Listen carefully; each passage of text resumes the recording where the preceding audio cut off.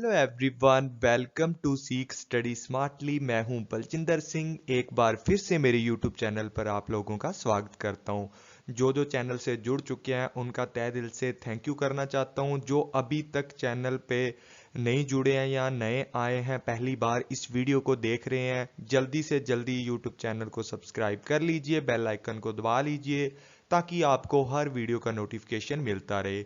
आपको 2-4 दिन पहले मैंने एक वीडियो डाली थी स्ट्रैटेजी के लिए 80 दिन और 8 घंटों वाली की किस तरीके से स्टडी करनी है। उसके अंदर मैंने बोला था कि मैं यूट्यूब चैनल पर भी आपके लिए अच्छी अच्छी वीडियो लेकर आऊँगा ताकि आपकी प्रिपरेशन को और ज़्यादा बेस्ट बनाया जा सके। तो आज एक कोर्स को हम स्टार्ट करने वाले हैं, टीचिंग एप्टीट्यूड को, जिसको 4 से 5 या 6-7 दिन में हम लोग कंप्लीट कर देंगे। तो सबसे पहले मैं बताना चाहता हूँ कि जो लोगों ने प्लस सब्सक्रिप्शन लेना है जल्दी से जल्दी आ जाएं। स्टार्ट कर रखा है मैंने, बहुत सारे लोग ऑलरेडी एनरोल कर चुके हैं ताकि उनकी प्रिपरेशन है जो अच्छी जा रही है। तो आप लोग जो प्लस सब्सक्रिप्शन लेना चाहते हैं, तो मैंने स्ट्रैटेजी वाली वीडियो के अंदर उसको डिटेल में एक्सप्लेन किया था कि किस तरीके से आप मेरी प्लस क्लासेज ले सकते हो। तो आज हम फ्री क्लासेस यूट्यूब चैनल पर मैं आपके लिए लेकर आया हूँ और जितनी भी हुई मेरे से ज़्यादा मैं अपलोड करूँगा अब, क्योंकि प्लस वाले बच्चे भी फिर उनको भी संभालना पड़ता है। तो इस तरीके से मैं आपके साथ जुड़ा रहूँगा यूट्यूब चैनल पर भी। तो स्टार्ट करते हैं आज की जो हमारी वीडियो है टीचिंग एप्टीट्यूड के ऊपर। टीचिंग एप्टीट्यूड का पार्ट नंबर 1 है, तो इसको स्टार्ट करते हैं। तो एक बार जो हमारा सिलेबस है, कुछ बच्चे बोलते हैं कि सिलेबस चेंज हो गया। भाई, किसी भी तरीके का कोई भी सिलेबस के अंदर किसी भी प्रकार की कोई भी चेंजिंग नहीं आई है। तो टीचिंग एप्टीट्यूड आज हम करने वाले हैं। टीचिंग एप्टीट्यूड का concept, objective, characteristic and basic requirement क्या होती हैं। तो इसके लिए हम लोगों ने आज जो वीडियो बनाई है, इसी तरीके से कल वाली वीडियो में ये टीचिंग के लेवल आएंगे। उसके बाद जो भी हमारा सिलेबस रह जाएगा धीरे धीरे हम लोग कवर कर लेंगे 4 से 5 दिन में, या 5 से 6 दिन के अंदर इसको हम लोग कवर कर लेंगे, 5 से 6 वीडियो के अंदर। तो स्टार्ट करते हैं। सबसे पहला कि टीचिंग एप्टीट्यूड क्या होता है। तो टीचिंग एप्टीट्यूड की जब बात करते हैं तो टीचिंग एप्टीट्यूड के अंदर क्या क्या चीज़ें इंक्लूड की जाती हैं। टीचिंग एप्टीट्यूड के अंदर सबसे पहले हम बात करते हैं teaching include all the activities of providing education to other. कि टीचिंग के अंदर बात करते हैं कि हम लोग क्या करते हैं कि बहुत सारी टीचिंग की एक्टिविटी को टीचिंग के अंदर इंक्लूड किया जाता है। किस लिए इंक्लूड किया जाता है? Providing education to other. जो भी हमारे अदर पर्सन है उनको अच्छी एजुकेशन देने के लिए टीचिंग के अंदर टीचिंग की बहुत सारी एक्टिविटीज को किया जाता है ताकि एक अच्छी एजुकेशन सामने वाले को प्रोवाइड की जा सके। उसके बाद बात करते हैं कि टीचिंग के अंदर जो बंदा टीचिंग करता है या जो पर्सन टीच करता है, जैसे अभी मैं यूट्यूब चैनल पर टीच कर रहा हूँ, तो जो बंदा टीच करता है उसको टीचर बोला जाता है। जो बच्चा सामने से वीडियो देख रहा है तो उसको स्टूडेंट बोला जाता है। ये दो बात कॉमन है कि जो टीचर होता है, क्योंकि मैंने ये कोर्स है बिल्कुल बेसिक से स्टार्ट किया है, एकदम जीरो लेवल से एडवांस तक हम लोग जाएंगे। तो इसके अंदर हर चीज़ को मैंने डिटेल में समझाने की कोशिश की है। तो टीचिंग के अंदर सारी की सारी एक्टिविटीज़ आती हैं ताकि दूसरे पर्सन को क्या किया जाए, एजुकेशन प्रोवाइड की जाए। जो एजुकेशन देता है उसको टीचर बोला जाता है और जो एजुकेशन लेता है उसको स्टूडेंट बोला जाता है। ये तो नॉर्मल सी बात है। उसके बाद इसके अंदर एक टीचर के द्वारा, टीचिंग के अंदर एक टीचर के द्वारा डिफरेंट डिफरेंट मेथड्स को यूज करके कि क्या किया जाता है कि जो स्टूडेंट्स हैं या अदर पर्सन्स हैं उनको बेस्ट नॉलेज दी जाती है। क्या किया जाता है टीचिंग के अंदर? डिफरेंट डिफरेंट मेथड यूज करके क्या किया जाता है इसके अंदर, डिफरेंट डिफरेंट मेथड्स को यूज करके सामने वाले पर्सन को या स्टूडेंट्स को बेस्ट नॉलेज देने की क्या की जाती है, इसके अंदर काम किया जाता है। उसके बाद ही tries his best to make understand students. इसके अंदर क्या किया जाता है कि ज़्यादा से ज़्यादा अंडरस्टैंडिंग बनाने के लिए, स्टूडेंट को अच्छे तरीके से समझाने के लिए टीचर क्या करता है, अपनी पूरी कोशिश करता है। और उसकी ड्यूटी क्या होती है? उसकी ड्यूटी होती है encourage student to learning the study. जो भी हमारी स्टडी होती है या जो भी हमारा सब्जेक्ट होता है उसको एनकरेज किया जाता है या एक टीचर की ड्यूटी होती है कि वो ज़्यादा से ज़्यादा क्या करे, स्टूडेंट को इस तरीके से मोटिवेट करे ताकि स्टूडेंट अपने सब्जेक्ट को अच्छे से सीख सके।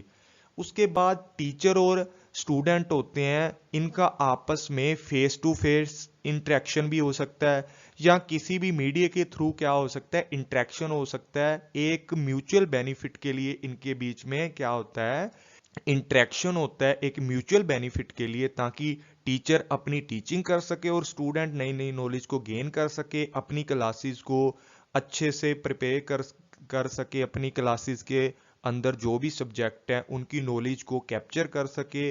तो दोनों के अपने अपने म्यूचुअल बेनिफिट होते हैं। उन म्यूचुअल बेनिफिट को कंप्लीट करने के लिए, उन म्यूचुअल बेनिफिट को प्राप्त करने के लिए टीचिंग के अंदर इंटरेक्शन होता है टीचर एंड स्टूडेंट का। उसके बाद इनके अपने अपने जो ऑब्जेक्टिव और टारगेट्स होते हैं उनको ये अचीव कर लेते हैं। और जो मेन बात है टीचिंग की मेन बात ये है कि हमारी जो सोसाइटी है उस सोसाइटी के अंदर क्या किया जाता है, स्टूडेंट को अपने स्टैंड पे लाने के लिए या अपने पैरों पे खड़े करने के लिए टीचिंग का बहुत बड़ा रोल है। क्योंकि अगर टीचिंग के दौरान टीचर, एक अच्छा टीचर स्टूडेंट को अच्छी नॉलेज देगा तो कल को वो किसी जॉब पर लग जाएगा या उसको कोई अच्छी जॉब मिलेगी तो वो क्या करेगा, मतलब अपने स्टैंड पे हो जाएगा, अपने पैरों पर खड़ा हो सकता है। तो टीचिंग का जो मीनिंग है इस तरीके से था। जो टीचिंग एक इम्पोर्टेंट पार्ट है हमारे यूजीसी पेपर 1 का। तो टीचिंग का आप लोगों को पता लग गया होगा कि टीचिंग का मीनिंग किस तरीके से है। उसके बाद ये मैंने हिंदी के अंदर बता रखा है कि टीचिंग क्या होती है। इसके अंदर शिक्षा दी जाती है बच्चों को, ठीक है। इसके अंदर बहुत सारी जो डिफरेंट डिफरेंट क्या किए जाते हैं तरीकों को यूज़ करके बच्चों को पढ़ाया जाता है। पूरी कोशिश कर देता है टीचर बच्चों को समझाने के लिए, उनको इतना प्रोत्साहित करता है या इतना मोटिवेट करता है कि बच्चे अपने सब्जेक्ट को ईजिली सीख सकें। उसके बाद इनके बीच में जो क्या होती है, पारस्परिक लाभ या इनको बोल देते हैं म्यूचुअल बेनिफिट के लिए क्या करते हैं, इसके अंदर म्यूचुअल बेनिफिट के लिए क्या किया जाता है, आपस में इंटरेक्शन करते हैं या संवाद करते हैं, आपस में बातचीत करते हैं।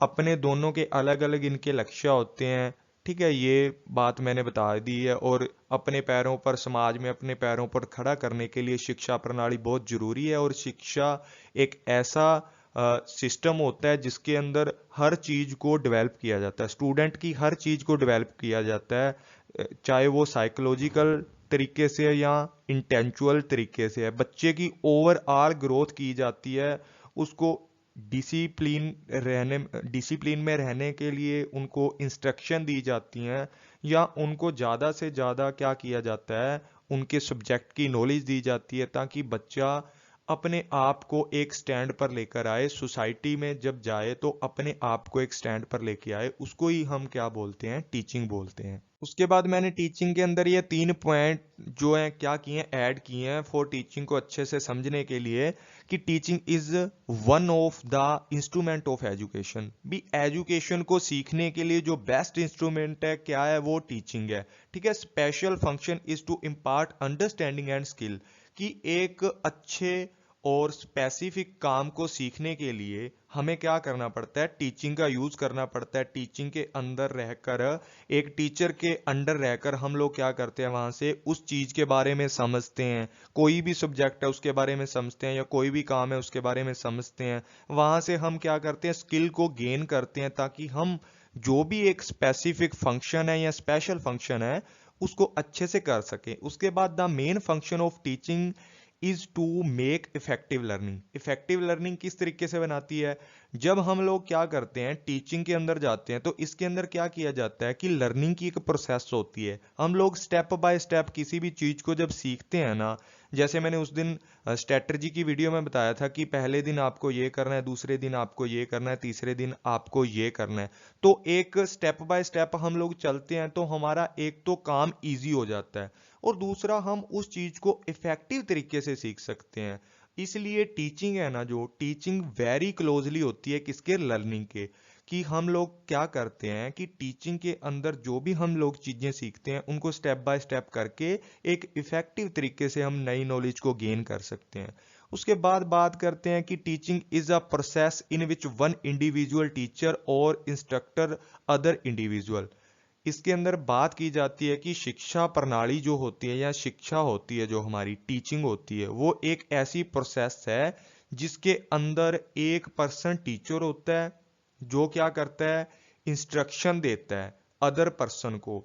मतलब एक टीचर होता है जो स्टूडेंट को इंस्ट्रक्शन देता है, और उसके अंदर क्या किया जाता है कि स्टूडेंट को एक क्लासरूम के अंदर की जो सिचुएशन होती है उसको देखता है टीचर, और स्टूडेंट को क्या देता है, दिशा निर्देश देता है, या उनको एक सिस्टमेटिकल वे से क्या करता है, कंट्रोल करके रखता है। उसको ही क्या बोला जाता है, टीचिंग बोला जाता है। उसके बाद बात करते हैं, यहाँ पर मैंने टीचिंग की जो डेफिनेशन है उनको ऐड किया है, तो 4-5 राइटर हैं, इनको अच्छे से पढ़ लेते हैं क्या है। सबसे पहले एच.सी. मॉरिसन।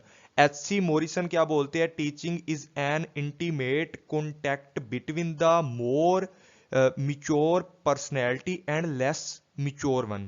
कि मिच्योर क्या होता है, मिच्योर जो समझदार होता है, जिसको अपने अच्छे बुरे का पता होता है, सारी चीजें इसके अंदर। एक क्या होता है, मिच्योर पर्सन होता है जिसको क्या बोला जाता है, टीचर बोला जाता है। एक होता है less mature. Less mature one क्या होता है, स्टूडेंट होता है। उन दोनों के बीच क्या किया जाता है, जो भी कंटेक्ट किया जाता है या एक इंस्ट्रक्शन होती है उन दोनों के बीच में जो चलती है, या इंटरेक्शन हो जाता है दोनों के बीच में, उसको ही क्या बोला जाता है, टीचिंग बोला जाता है। कि एक मोर मिच्योर पर्सनैलिटी होती है, एक लेस मिच्योर पर्सन होता है या स्टूडेंट होता है, जिनके बीच में क्या किया जाता है, कॉन्टैक्ट होता है, इंटीमेट कॉन्टैक्ट बन जाता है, उसको ही क्या बोला जाता है, टीचिंग बोला जाता है। उसके बाद बात करते हैं जैक्सन की। जैक्सन क्या बोलता है, teaching is a face to face encounter between two और मोर पर्सन। टू और मोर पर्सन कौन होते हैं, एक स्टूडेंट होता है, एक टीचर होता है, जिनके बीच में क्या किया जाता है, एक फेस टू फेस इनकाउंटर हो जाता है। जैसे स्कूल की क्लास होगी, क्लासरूम के अंदर क्या होता है, टीचर पढ़ा रहा होता है स्टूडेंट को, फेस टू फेस इनकाउंटर हो जाता है दोनों के बीच में। फेस टू फेस कम्युनिकेशन करते हैं, एक दूसरे से बातचीत करते हैं। टीचर स्टूडेंट को समझता है और स्टूडेंट क्या करते हैं, टीचर की जो बात है उनको समझते हैं। उसके बाद बात की जाती है एनएल गैंग के द्वारा, क्या बोला गया है इन्होंने, कि डेमोक्रेटिक पॉइंट ऑफ व्यू से इन्होंने बोला है कि teaching is interpersonal influctuation and aim to changing the behavior potential of other person। भी इसके अंदर क्या बोला गया है इन्होंने, कि टीचिंग के अंदर क्या किया जाता है, टीचिंग का एक इंटरपर्सनल इन्फ्लुएंस एम होता है। क्या एम होता है, इंटरपर्सनल इन्फ्लुएंस। कि बच्चे का जो माइंड है ना, इंटर्न, बच्चे को अंदर से चेंज करना, मतलब बच्चे को मॉडिफाई करना। इसका जो मेन जो पॉइंट ऑफ है, डेमोक्रेटिक पॉइंट ऑफ व्यू है ना, इसका जो मेन काम है वो क्या है, कि जो भी एक स्टूडेंट है उसके बिहेवियर को अच्छे से चेंज कर देना, मॉडिफिकेशन कर देनी उसके बिहेवियर की, ताकि उसको आने वाले टाइम के लिए या सोसाइटी के अंदर अपने पैरों पर स्टैंड होने के लिए उसको क्या कर दिया जाए, एक अच्छा पर्सन बना दिया जाए। ठीक है। उसके बाद बात करते हैं, डेवी ने बोला है कि consider it is manipulate of situation where the learner will acquire skill and insight on इंटिटेशन। मतलब इसके अंदर इन्होंने बोला है कि एक मैनुपुलेशन कर दिया जाता है सिचुएशन को, जो भी स्टूडेंट है उसको इस तरीके से मैनुपुलेट किया जाता है ताकि वो क्या कर सके, नई नई नॉलेज को एक्वायर कर सके और डीपली सोचना स्टार्ट कर दे। ठीक है ना। इसके अंदर इन्होंने बोला है कि एक ऐसी सिचुएशन को क्रिएट कर देते हैं टीचिंग के अंदर, ताकि बच्चा नई नई नॉलेज को एक्वायर कर सके, नई नई स्किल को सीख सके, और वो इनसाइट मतलब इतना डीपली सोच सके ताकि उसको अपना एक स्टैंड बन जाए, या वो अपना एक इमेज क्रिएट कर सके, या सोसाइटी के अंदर अपना मतलब एक अलग रूप लेके आ सके और अच्छे अच्छे काम करे, ताकि उसका जो इमेज है या उसकी गुडविल बन जाए। उसके बाद बात करते हैं क्लर्क।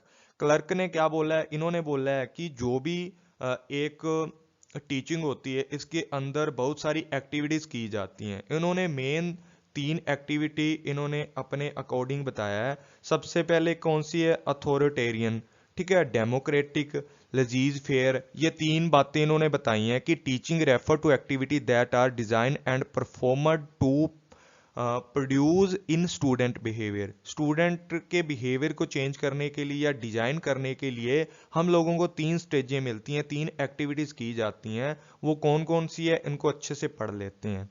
सबसे पहले कौन सी होती है, अथॉरिटेरियन इनको बोला जाता है। मतलब एक अथॉरिटी वाला पर्सन यहाँ पर क्या करता है, सारे काम करता है, जिसको टीचर बोला जाता है। According to this point of view क्या किया जाता है कि teaching is an activity of memory level only.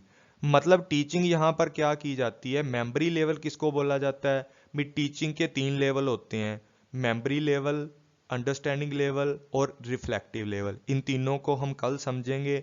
ये एक छोटा सा पार्ट है उस चीज़ का, इसको यहाँ मैंने इंक्लूड किया है। उसके बाद क्या किया जाता है कि यहाँ पर किसी भी तरीके की बच्चे की जो सोच होती है, थॉट्स होते हैं या एटीट्यूड होता है, वो किसी भी तरीके से डेवलपमेंट नहीं करता। ऐसा मान लो कि पहली क्लास से लेकर 5th क्लास तक या 8th क्लास या 9th या 10th तक जो भी हम लोग स्कूल के अंदर करते हैं, सब कुछ वहाँ पर एक अथॉरिटी पर्सन होता है जो हम लोगों को क्या करता है, इंस्ट्रक्शन देता है। जो यहाँ पर सारी की सारी जो टीचिंग होती है वो क्या होती है, थॉटलेस होती है। मतलब जो भी कुछ करना है वो टीचर ने बताना है। जितने भी काम हम लोगों ने करने हैं, अभी ये कॉपी पे काम करके आना है, वो सारा का सारा टीचर देगा। ठीक है, जितना भी सिलेबस फ्रेमवर्क होता है, करिकुलम होता है, सारा का सारा काम किसका होता है, अथॉरिटेरियन। मतलब जो भी एक टीचर होता है जिसके पास पूरी की पूरी अथॉरिटी होती है। This teaching is teacher centric criticism of the teacher. मतलब इसके अंदर जितना भी काम किया जाता है टीचर के अंदर होता है, इसको टीचर सेंट्रिक अप्रोच भी बोला जाता है। उसके बाद बात करते हैं डेमोक्रेटिक टीचिंग। डेमोक्रेटिक टीचिंग क्या होती है, जब बंदा क्या होता है, जब स्टूडेंट 10th क्लास से लेकर +2 तक जाता है, ठीक है, उसको बोला जाता है डेमोक्रेटिक टीचिंग। इसके अंदर क्या होता है कि जो बच्चा थोड़ा अंडरस्टैंड करने लग जाता है हर चीज को, उसको कंसेप्चुअल नॉलेज होने लग जाती है, वो क्या होता है इसके अंदर, अंडरस्टैंडिंग लेवल इसको बोला जाता है। Teaching is done at understanding level. जब क्या होता है, मेमोरी लेवल के बाद जो कंसेप्ट आता है उसको बोला जाता है डेमोक्रेटिक टीचिंग। इसके अंदर क्या होता है कि बच्चा जितनी भी हमारी मेमोरी लेवल की चीजें हैं उनको समझने लग जाता है। जैसे पीछे वाले में बच्चे को पढ़ाया जाता है कि ए फॉर एप्पल, तो ए फॉर एप्पल बोल देता है, लेकिन यहाँ पर वो कंसेप्ट को अप्लाई करना सीख जाता है। ए फॉर एरोप्लेन भी बोलने लग जाता है कि ए फॉर एरोप्लेन भी होता है, ए फॉर एप्पल भी होता है, क्योंकि ये दोनों चीजें ए से स्टार्ट होती हैं। ये सारी चीजें इसके अंदर डेमोक्रेटिक होती है, वो बच्चा कंसेप्ट को समझने लग जाता है। Such teaching known as thoughtful teaching. यहाँ पर थोड़ा थोड़ा बच्चा सोचने लग जाता है, इसको इस तरीके से क्या बोला जाता है, थॉटफुल टीचिंग बोला जाता है।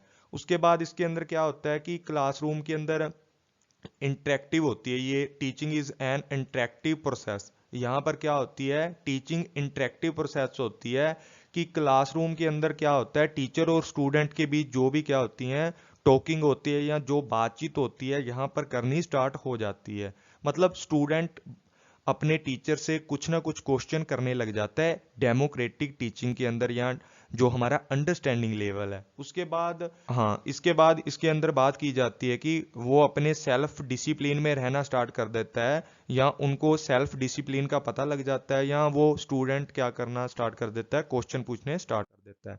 उसके बाद बात करते हैं लजीज फेयर एटीट्यूड। ये जो थर्ड हमारा क्या होता है, स्टेप होता है या थर्ड लेवल होता है टीचिंग का, इसको क्या बोला जाता है, it is known as reflective teaching level. इसको टीचिंग का थर्ड लेवल बोला जाता है, रिफ्लेक्टिव टीचिंग लेवल बोला जाता है। ये क्या होता है, मोर डिफिकल्ट होता है मेमोरी लेवल और अंडरस्टैंडिंग लेवल से, क्योंकि सबसे लास्ट स्टेज होती है, यहाँ पर सब कुछ बच्चे को खुद करना होता है। पहली क्लास में आपको टीचर इंस्ट्रक्शन देता है, ठीक है। 10वीं 10 जो हमारी 10th होती है, 10th क्लास तक क्या कर देता है, पहली से 10th तक क्या कर देता है टीचर, हम लोगों को क्या करता है, इंस्ट्रक्शन देता है, हमें सिखाता है, +2 तक भी हमें सिखाता रहता है। लेकिन जब बात आती है आफ्टर अंडरस्टैंडिंग लेवल की, जिसको रिफ्लेक्टिव लेवल बोला जाता है, वो मोर डिफिकल्ट होता है मेमोरी और अंडरस्टैंडिंग लेवल से, क्योंकि यहाँ पर जैसे पीएचडी करता है या कॉलेज लेवल पर जाता है, तो स्टूडेंट को खुद अपनी स्टडी को क्या करना पड़ता है, कैप्चर करना पड़ता है। टीचर इतना हम लोगों को कोई भी चीज नहीं बताता। तो जैसे पीएचडी है उसके अंदर रिसर्च पेपर तैयार करते हैं, उसके अंदर टीचर इतनी हेल्प नहीं करता। या हम खुद की रिसर्च कर रहे हैं, पीएचडी स्कॉलर हैं, तो यहाँ पर हमारी कोई भी किसी भी तरीके से टीचर हमारी हेल्प नहीं करता, बस थोड़ा बता देगा कि आपको इस तरीके से करना होगा। जो भी हम लोगों को डेटा इकट्ठा करना पड़ेगा, सारे का सारा प्रोसीजर हम लोगों को खुद स्टेप बाय स्टेप करना पड़ेगा। मतलब ये बोल सकते हैं कि आज तक हम लोगों ने जो भी स्टडी की है उस चीज़ को अप्लाई करते हैं। जैसे हम लोगों ने रिसर्च की प्रोसेस पढ़ी है ग्रेजुएशन में, पोस्ट ग्रेजुएशन में, अब हम लोगों ने खुद रिसर्च करनी है, उस स्टेप को खुद से फॉलो करना ही क्या होता है, रिफ्लेक्टिव लेवल के अंदर आता है। उसके बाद क्या बात करते हैं कि जो भी हम लोग रिफ्लेक्टिव लेवल तक पहुंचते हैं उसके लिए मेमोरी और अंडरस्टैंडिंग लेवल का होना बहुत जरूरी है। मतलब एक सीढ़ी की तरह लगा लो, सबसे पहले मेमोरी लेवल करना पड़ेगा 1 क्लास से लेकर 10th तक या +2 तक, उसके बाद graduation, post graduation, understanding level और रिफ्लेक्टिव लेवल जैसे पीएचडी। तो एक सीढ़ी की तरह हम लगा सकते हैं कि पहले मेमोरी लेवल आएगा, फिर अंडरस्टैंडिंग लेवल आएगा, उसके बाद रिफ्लेक्टिव लेवल आएगा। मेमोरी और अंडरस्टैंडिंग लेवल का होना बहुत जरूरी है। उसके बाद इसके अंदर इसको क्या बोला जाता है, it is highly thoughtful activity. Highly thoughtful activity क्यों बोला जाता है, क्योंकि इसके अंदर सारी चीजें एक स्टूडेंट को या एक पर्सन को खुद से कैप्चर करनी पड़ती हैं। हर चीज के बारे में जब बंदा सर्चिंग करने लग जाता है, हर चीज को, अपने कंसेप्ट को समझने लग जाता है, अपनी रिसर्च को खुद से करना स्टार्ट कर देता है, तो उसका जो दिमाग है एकदम से डेवलप हो जाता है। जितने भी उसने आज तक जो नॉलेज एक्वायर की थी उस नॉलेज को क्या कर देता है, अप्लाई करना स्टार्ट कर देते हैं। जब भी कोई भी बात है, अगर कोई टीचर है, एक स्टूडेंट के बाद एक पर्सन टीचर बनता है, तो जब बंदा टीचर बनता है तो स्टूडेंट से ज़्यादा नॉलेज रखनी पड़ती है। तो इस तरीके से इसमें क्या होता है, हाईली थॉटफुल एक्टिविटी की जाती हैं ताकि अपने स्टूडेंट्स को वो टाइम टू टाइम जो भी उनके क्वेरीज हैं या जो उनके क्वेश्चन होते हैं क्लास में, उनको आसानी से क्या कर सके, हैंडल कर सके।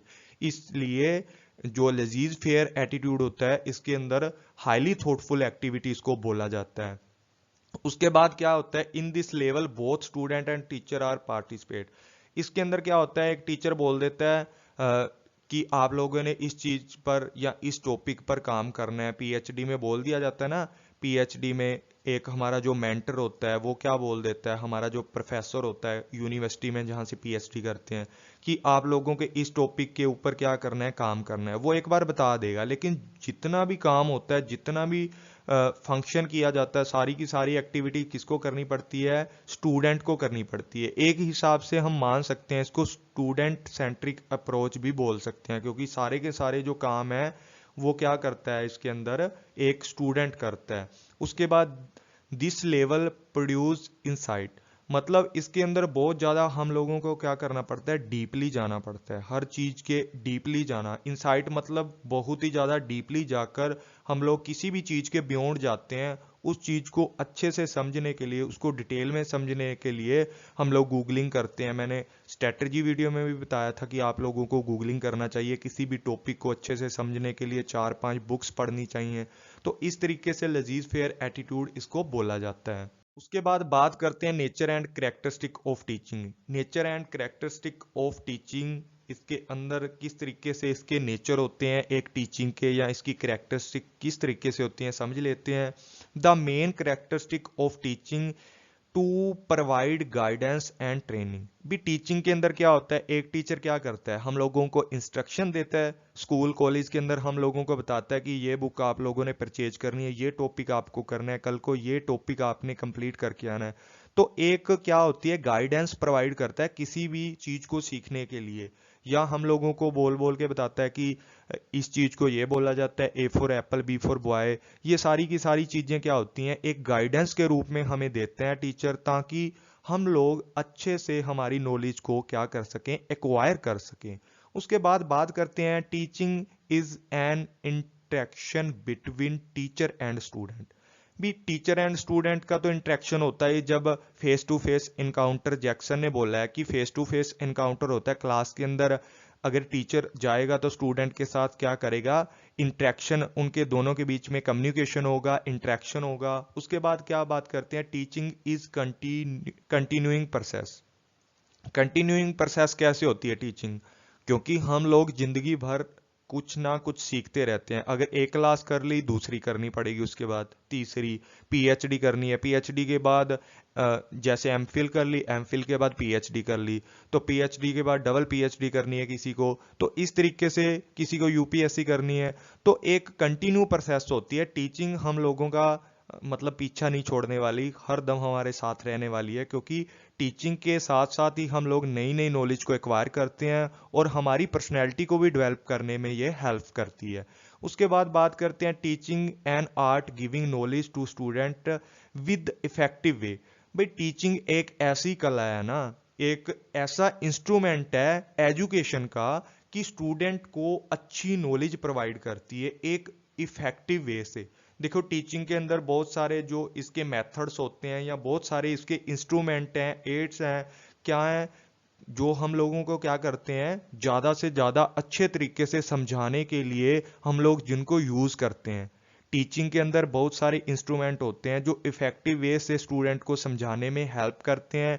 और टीचिंग एक इस तरीके का आर्ट है कि हम लोगों को नॉलेज देने में हम लोग टीचिंग से नॉलेज को गेन कर सकते हैं। और हमारी जो साइकोलॉजिकल, इंटेंचुअल जितनी भी हमारी पर्सनैलिटी है उनको हम लोग क्या कर सकते हैं, डेवलप कर सकते हैं। Teaching encourage student to learning more and more. भी स्टूडेंट को ज़्यादा से ज़्यादा क्या किया जाता है, मोटिवेट किया जाता है, प्रोत्साहित किया जाता है ताकि वो ज़्यादा से ज़्यादा सीख सके। लर्न मोर एंड मोर मतलब टीचिंग के अंदर हम लोगों को ज़्यादा से ज़्यादा स्टडी करने के लिए प्रोत्साहित किया जाता है, मोटिवेट किया जाता है एक टीचर के द्वारा। उसके बाद बात की जाती है teaching is formal as well as informal. भी देखो टीचिंग किसी भी तरीके से हम लोग सीख सकते हैं। हम लोग क्या करते हैं कि कई बार पहले बात करते हैं फॉर्मल की। फॉर्मल की कैसे बात करते हैं कि स्कूल के अंदर जाते हैं, हर चीज को स्ट्रक्चर वे से हमारा टीचर हमें सिखाता है कि ये सिलेबस है, इतने दिनों में करना है। जब हम लोग क्या करते थे, 10th क्लास में पढ़ते थे या +2 क्लास में पढ़ते थे, तो एक टेस्ट वाइज होते थे कि भाई 3 महीनों में या 1 महीने में हमारी बुक के आगे भी जो एमबीडी होती थी उसके आगे भी एक स्ट्रक्चर वे में दिया होता था कि ये टॉपिक आपको जून में करने हैं, ये मई में करने हैं, ये अप्रैल में करने हैं। तो एक स्ट्रक्चर वे से क्या किया जाता है, टीचिंग के अंदर सिखाया जाता है, एक डिसिप्लिन टीचिंग के अंदर यूज किया जाता है। तो उसको क्या बोला जाता है, फॉर्मल बोला जाता है कि सारी की सारी चीज को एक स्ट्रक्चर वे से करते हैं। स्कूल जाते हैं, वहां जाकर हम लोग चैप्टर रिवाइज करते हैं, पढ़ते हैं, जो भी ये काम पूरा करते हैं वो एक फॉर्मल होता है या एक फॉर्मलिटी वे से हम लोग उसको पूरा करते हैं। लेकिन जब बात आती है इनफॉर्मल की, इनफॉर्मल की कैसे कि हम लोग क्या करते हैं, बड़े लोगों के पास बैठ जाते हैं, बुजुर्गों के पास बैठ जाते हैं, जो हमारे दादा दादी हैं, उनसे हम लोग बहुत सोसाइटी के अंदर जो भी हमारे रीति रिवाज होते हैं या जो भी प्रथाएं चलती आती हैं वो सारी की सारी हम लोग एक इनफॉर्मल वे से सीख सकते हैं। वो इनफॉर्मल वे से होती है, चाहे वो टीचिंग के अंदर आए या ना आए। लेकिन हमें जो चीज सोसाइटी में हमें स्टैंड करने के लिए बहुत जरूरी होती हैं वो चीज टीचिंग के अंदर ही आती हैं।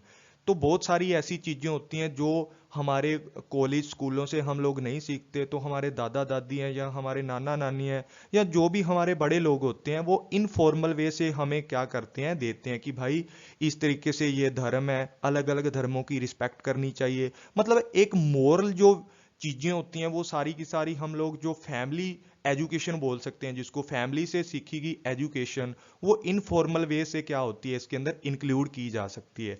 उसके बाद बात करते हैं intentional activity and meaningful functioning on mind.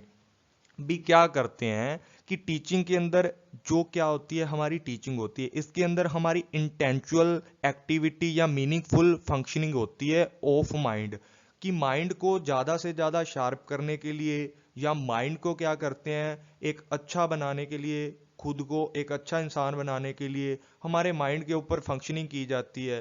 क्योंकि हमारा माइंड ही है जो क्या करता है, बुक्स पढ़ता है या किसी भी एक्टिविटी को देखता है, इनफॉर्मल या फॉर्मल वे से क्या करता है, स्टडी करता है, नई नई नॉलेज को एक्वायर करता है। तो हमारी जो इंटेंचुअल एक्टिविटी है वो ज़्यादा से ज़्यादा तेज हो जाती है या हमें ज़्यादा से ज़्यादा नॉलेज आने लग जाती है। वो किस तरीके से होती है, वो टीचिंग के थ्रू ही हम लोगों को मिलती है।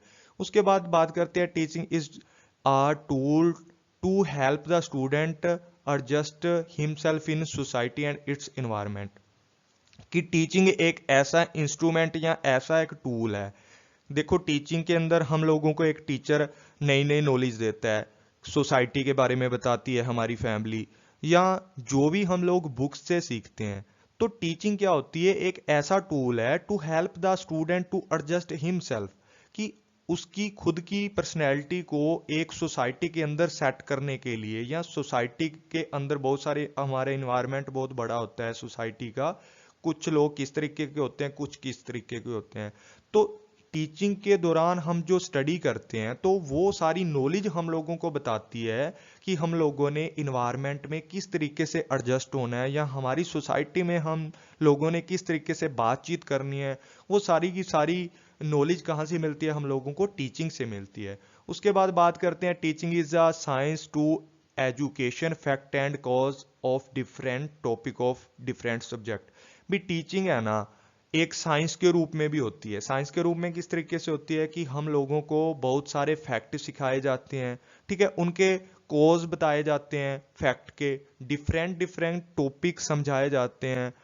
उसके जो टॉपिक हैं, जो भी हैं, उन डिफरेंट डिफरेंट सब्जेक्ट को समझा के उसके अंदर जो भी डिफरेंट डिफरेंट सब्जेक्ट होते हैं या टॉपिक होते हैं उनको बता के जो फैक्ट और कॉज होते हैं हमें समझाए जाते हैं।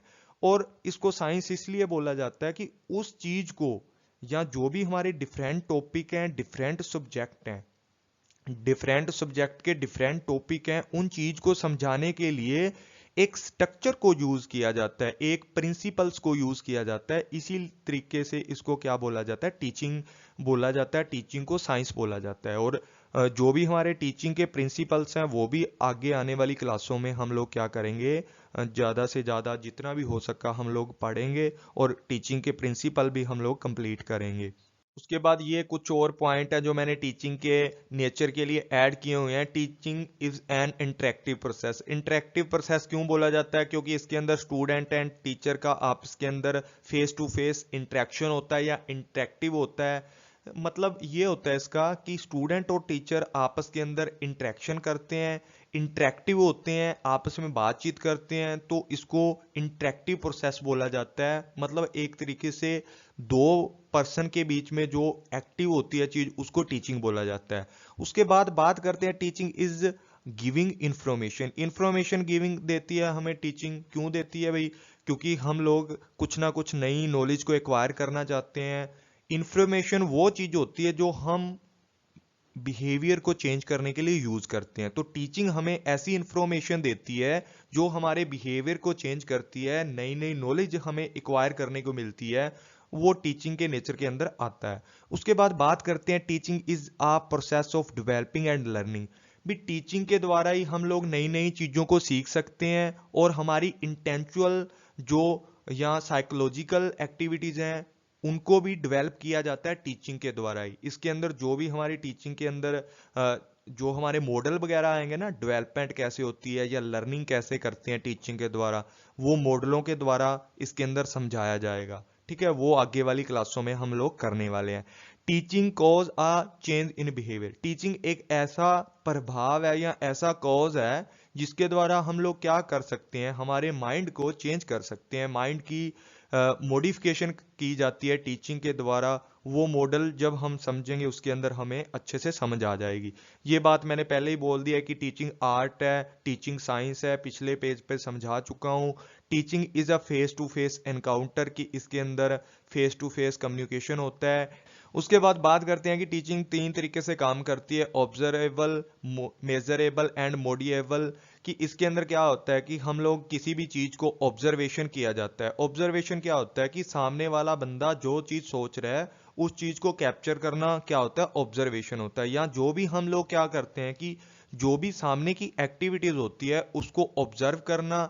एक टीचर के द्वारा क्या किया जाता है, स्टूडेंट को ऑब्जर्व किया जाता है, मेजरमेंट किया जाता है कि स्टूडेंट कितना किसी चीज को कर पा रहा है या स्टूडेंट कितनी नॉलेज को कैप्चर कर पा रहा है, ये सारी चीज मेजरेबल के अंदर आती है। उसके बाद मॉडिफिकेशन करने के लिए क्या करता है, टीचर एक नए नए वे को यूज करता है या टीचिंग के जितने इंस्ट्रूमेंट होते हैं उनको यूज करता है, ताकि टीचर क्या कर सके, स्टूडेंट को अच्छी नॉलेज दे सके। टीचिंग क्या होती है, फैसिलिटेट करती है लर्निंग को। टीचिंग के अंदर ज़्यादा से ज़्यादा नॉलेज को सीखने के लिए, लर्निंग करने के लिए टीचिंग के अंदर बहुत सारे वे होते हैं, डिफरेंट डिफरेंट मेथड होते हैं। टीचिंग फैसिलिटेट करती है लर्निंग को सीखने के लिए, या हमें फैसिलिटी प्रोवाइड करती है टीचिंग हम लोगों को नई नॉलेज एक्वायर करने के लिए। Teaching is both conscious and unconscious process. Conscious and unconscious process है, ये आगे आने वाले जो वीडियो है उसके अंदर करेंगे कि कॉन्शियस और अनकॉन्शियस क्या होती हैं, अभी किस तरीके से कॉन्शियस होती है और किस तरीके से अनकॉन्शियस होती है। उसके बाद करते हैं teaching is from memory level to reflective level. भी टीचिंग क्या होती है, जीरो लेवल से लेकर एडवांस लेवल तक होती है। पहली क्लास से लेकर पीएचडी तक हम लोग जो भी करते हैं, मेमोरी लेवल पहली से +2 तक। उसके बाद कॉलेज लेवल है जो अंडरस्टैंडिंग है, अंडरस्टैंडिंग के बाद रिफ्लेक्टिव लेवल जो पीएचडी वगैरह करते हैं। और टीचिंग का जो कॉन्टिनम होता है क्या होता है भाई, टीचिंग के अंदर क्या किया जाता है, टीचिंग के 4 जो कॉन्टिनम होते हैं, कौन कौन से होते हैं ये भी इस पे मैं अलग वीडियो बनाऊंगा। टीचिंग के 4 कॉन्टिनम होते हैं। सबसे पहले ट्रेनिंग, ट्रेनिंग के बाद कंडीशनिंग, कंडीशनिंग के बाद इंस्ट्रक्शन, इंस्ट्रक्शन के बाद इंडोक्ट्रिनेशन। ये 4 क्या होते हैं, टीचिंग के कॉन्टिनम होते हैं। उसके बाद बात करते हैं ऑब्जेक्टिव ऑफ टीचिंग। टीचिंग के ऑब्जेक्टिव क्या होते हैं, इनको भी अच्छे से पढ़ लेते हैं। डिजायर्ड क्या होती है, चेंज इन पीपल, लोगों की सोच को चेंज करने के लिए हम लोग क्या करते हैं, टीचिंग का यूज करते हैं बच्चों को सिखाने के लिए, या जो भी हमारी जनरेशन है आने वाली, या जितने भी लोग हैं दुनिया के अंदर, उनको सिखाने के लिए, उनको चेंज करने के लिए, अच्छे लोग बनाने के लिए क्या किया जाता है, टीचिंग का यूज किया जाता है। शेप बिहेवियर, बिहेवियर को शेप देने के लिए, किसी के कोई भी पर्सन है उसके बिहेवियर को चेंज करने के लिए, उसके माइंड सेट को चेंज करने के लिए, उसको मॉडिफिकेशन करने के लिए क्या किया जाता है, टीचिंग का यूज किया जाता है। ये हमारा मेन ऑब्जेक्टिव होता है कि किसी भी स्टूडेंट के माइंड को एक अच्छे से तराशना, या उनको एक अच्छी शेप देना, उसके बिहेवियर को क्या होता है, टीचिंग का मेन ऑब्जेक्टिव होता है। और क्या ऑब्जेक्टिव होता है कि एक्वाइजेशन ऑफ नॉलेज, मतलब नई नई नॉलेज को एक्वायर करना और स्टूडेंट को अप टू डेट रखना भी टीचिंग का एक बहुत ही महत्वपूर्ण उद्देश्य होता है। उसके बाद to improve the learning skill of student, student की जो लर्निंग स्किल है, स्टूडेंट किस तरीके से अच्छे से सीख सकता है, उस चीज को ज्यादा से ज्यादा इम्प्रूव करना क्या होता है, ऑब्जेक्टिव होता है टीचिंग का। उसके बाद formation of a belief system, belief system क्या होता है, जो भी हमारे कल्चर से रिलेटेड होता है, जो हमारे धर्म से रिलेटेड होता है। बिलीफ सिस्टम बोलते हैं जिस चीज पर हम लोग विश्वास करते हैं। जो नॉलेज हम लोगों को क्या मिलती है, हमारी फैमिली से मिलती है, हमारे दादा दादी से मिलती है, या पीढ़ी दर पीढ़ी जो भी हमारी प्रथाएं चलती हैं, उस बिलीफ सिस्टम को एक अच्छा स्ट्रक्चर देने के लिए क्या किया जाता है, टीचिंग का यूज किया जाता है। ये टीचिंग का एक मेन ऑब्जेक्टिव होता है। जो भी हमारी सोशल नॉलेज है, उसके बाद है provide a social efficient member to the society, भी हमारी सोसाइटी को अच्छे मेंबर प्रोवाइड करने के लिए हम लोग क्या करते हैं, टीचिंग का यूज करते हैं। टीचिंग का मेन जो ऑब्जेक्टिव है क्या है, कि जो भी स्टूडेंट आता है एक अच्छा इंसान बने और सोसाइटी में अच्छा स्टैंड करे। वो किस तरीके से करेगा, जब हम लोग उसको नॉलेज देंगे। तो टीचिंग का जो मेन ऑब्जेक्टिव होता है क्या होता है, कि provide a social and efficient member to society, हमारी समाज को, हमारे समाज को एक अच्छा पर्सन प्रोवाइड करने के लिए हम क्या करते हैं, टीचिंग का यूज करते हैं। उसके बाद डेवलपिंग सेल्फ कॉन्फिडेंस, भाई जब हम लोग क्या करते हैं, एक स्टूडेंट को नई नई नॉलेज देते हैं, स्टूडेंट के माइंड को एक अच्छी शेप दे देते हैं, उसको स्किल वाला बना देते हैं, मतलब टीच करके एक टीचर उसको अच्छी अच्छी स्किल दे देता है, उसका बिलीफ सिस्टम अच्छा कर देता है, एक सोसाइटी को अच्छा पर्सन दे देता है एक टीचर जब टीचिंग के दौरान। तो क्या किया जाता है, उस टीचर के द्वारा उस बच्चे को इतना अच्छा बना दिया जाता है कि वो बंदा अब सेल्फ कॉन्फिडेंस हो जाता है। मतलब हमारे समाज के अंदर वो पर्सन क्या करता है, अच्छा स्टैंड करता है, और साथ में वो क्या करता है, अच्छे से दूसरों को भी नॉलेज देता है। उसका सेल्फ कॉन्फिडेंस इतना हाई हो जाता है क्योंकि उसको बहुत ज़्यादा नॉलेज हो जाती है टीचिंग के बाद, या कुछ भी चीज़ें सीखने के बाद, या अपनी जो भी क्लासेस हैं उसको पूरा करने के बाद उसको एक कॉन्फिडेंस आ जाता है। वो सेल्फ डेवलपमेंट करने लग जाता है, खुद से नई नई चीज़ों को सोचने लग जाता है, या क्या करता है एक अच्छी काम को स्टार्ट कर देता है ताकि लोग जो भी अनएम्प्लॉयमेंट है उसको भी ख़त्म कर दे। ये भी टीचिंग के अंदर इंक्लूड कर सकते हैं। उसके बाद ना टीचिंग के 3 एस्पेक्ट होते हैं। कौन कौन से एस्पेक्ट होते हैं? Teacher, student, education. एजुकेशन के यहाँ पर करिकुलम या कंटेंट कुछ भी आ सकता है, बहुत सारी चीज़ों पर अलग अलग दिया होता है, बहुत सारी वेबसाइटों पर।